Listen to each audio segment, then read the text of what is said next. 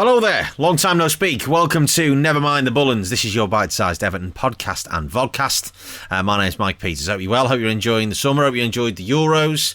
Didn't enjoy the end of it though, did we really? But from an Everton point of view, because that's what this is about, Jordan Pickford, brilliant, saved 2 penalties with an absolute totem goal. I think really stepped up his game a level. Has been largely immune from criticism. Had a couple of slightly dicey moments in a couple of the games, but I think it was the Ukraine game, but we were 4-0 up by then, so if you can have a slightly dodgy moment, that's the time to do it, isn't it, to be fair? But saved the penalty. I didn't give him a chance with the Jorginho penalty, but pulled off a fantastic save.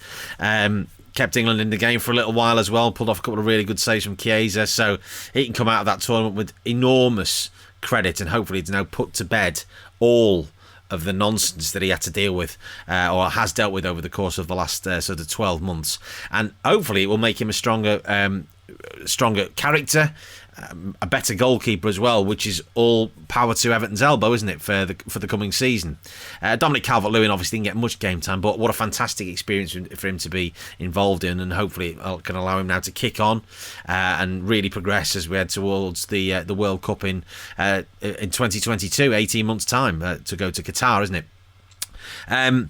Obviously, meanwhile, back at the ranch, things have been happening, haven't they?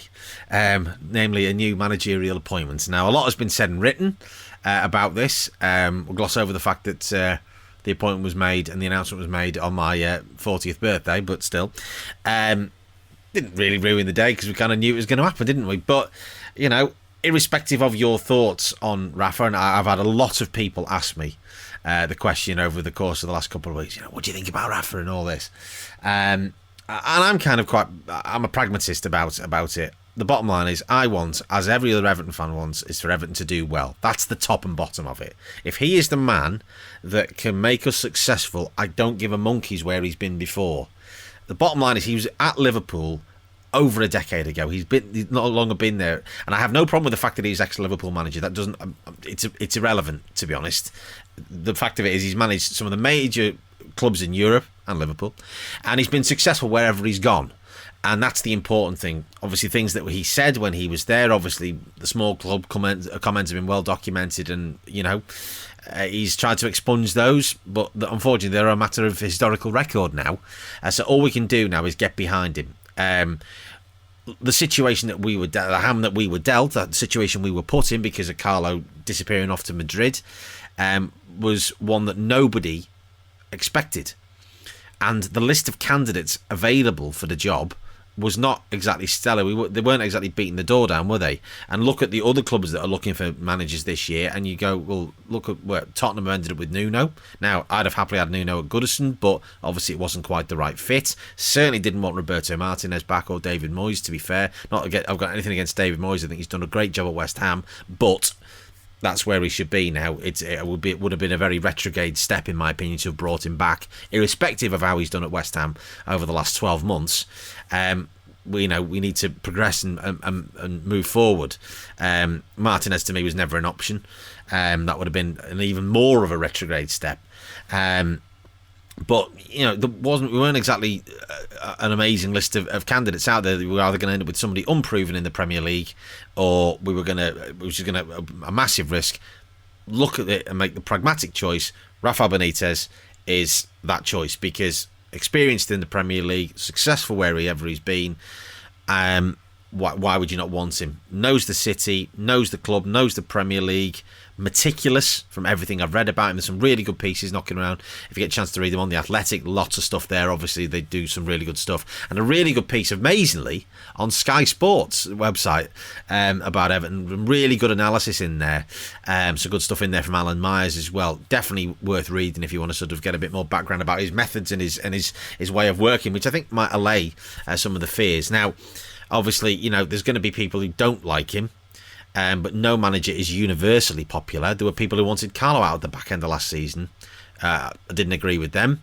And that's it. Football's a game of opinions, isn't it? So, I've seen tweets this morning about getting rid of Gareth Southgate. Well, that's ludicrous as well, isn't it? So, you're never going to please all of the people any of the time. All we want to see now is progress. We need stability. We cannot go through having another 18 months and then he's gone as well. We can't just jump on his back the moment if the start of the season doesn't go quite to plan. He does need to get results quite quickly, because there's going to be a portion of the fan base who are very much on the fence and go, we've got him now, therefore we need to kind of back him. But how quickly are they going to turn? So he needs to get off to a good start, because he's not going to get a very long line of credit, and other managers didn't.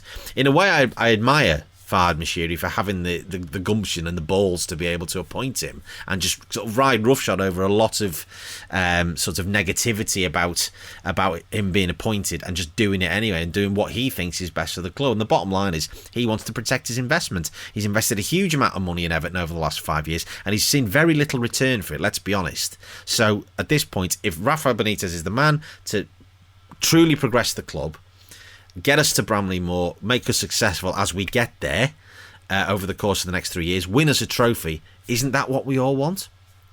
I'm happy to take, obviously, feedback and opinions on this. You can drop me a voice note through the Anchor page, through the link in the podcast if you're listening to the podcast, or you can send me a tweet at NMTBpod. I would love that, because I'm always keen to hear your thoughts. But simple fact is, we've got to get behind him now. He's been appointed. We've got 6 weeks to the start of the season. He's in. I'm glad, obviously. I think having Duncan Ferguson and Alan Kelly stay there, particularly Duncan, was an absolute non-negotiable. He had to have him. And I think he's come out, his first interview that I heard, I watched, I thought quite impressed with what he had to say. And he said Duncan is fundamental to what he wants to do, because of knowing the players, knowing the club, that link with the fans, of course. He's an absolutely central figure. And I think, realistically, when Rafa does go, whenever that may be, 3-5 years' time, whenever it might be, that Duncan is absolutely the next cab off the rank, in terms of, if we're not going to give him a chance at the big job, then we're never going to give him a chance, are we, to be honest?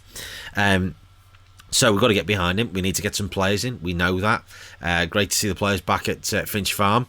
Some quality training kit on display as well. I'm loving that new training kit, and the new home kit as well. Looks good. It's a bit of a hybrid for me of the last Umbro kit from the season before last, and the kit from Ronald Koeman's year, with the sort of the yellow mix of yellow in it. But it seems like a slightly lighter blue, and I don't want to hark back to this kit too much, because it doesn't really sort of bring back too many happy memories. But the kit of Howard Kendall's final era, where 97 to 99 kit, much lighter blue. I don't know, I haven't seen it in the flesh yet, so I can't really say. But anyway, white shorts, white socks, that's a big tick.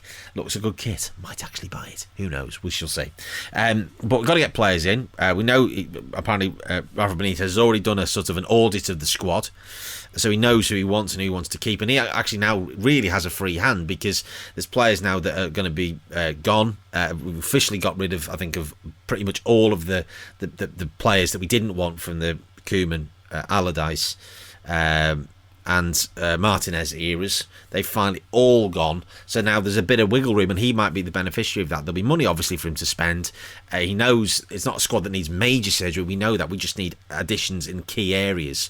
Another right back, a wide midfield player, probably some extra pace in the middle of the park, an extra striker certainly, but we're going to get Moise Keane back, even though he said he wanted to go to PSG, until somebody comes and puts in a bid for him, and we'll make a profit on him. Then if he does want to go, we can get some money, and then happy days. I know Josh King has come out this week and been very unhappy about the way he was treated in his time with the club. I feel a bit sorry for him, because I felt he was dealt a bit of a poor hand. Didn't really get much opportunity to show what he could do, which is a bit bizarre given our sort of paucity of striking resources. But it's gone now, it's done. So we need to get those players in. We need to get ready for pre-season, get ready for the first few games. And lucky for Rafa that we've actually got a decent sort of run of fixtures to start the season. We're notorious slow starters, obviously, other than last season where we went off on a flyer. So hopefully we can get a decent start, and that will start to build some momentum, build some confidence in the squad as well. And he's got fundamentals of a really good team, the spine of a really good team. Luca Dean, Jordan Pickford, Michael Keane, Ben Godfrey, Yerry Mina, if he obviously stays, Richarlison, Decore, Allen, Dominic Calvert-Lewin, of course. So there's 9 really good players there. We just need to add a couple of extra ones in key areas. What he chooses to do with the likes of Andre Gomez, Alex Iwobi, these types of players that have flattered to deceive, putting it politely, over the last sort of 12 months or so. Who knows? We shall see. But hopefully the next thing that we hear out of Goodison is players coming in, and that's what we want, isn't it? So always good to get your feedback, of course, on this, and we shall ramp up the episodes. Obviously, this has been the first episode for a month while the Euros have been on, but as we get towards the first pre-season games and get players coming in, we'll start doing ones a bit more regularly, hopefully once a week, and we still try and get some special guests on if we can over the course of the next few weeks before the season starts. But until then, at NMTB Pod on Twitter, nmtbpod@gmail.com if you want to share your thoughts or send a message via the link on the podcast description. And this has been a Top Content production. So until next time, come on, you Blues.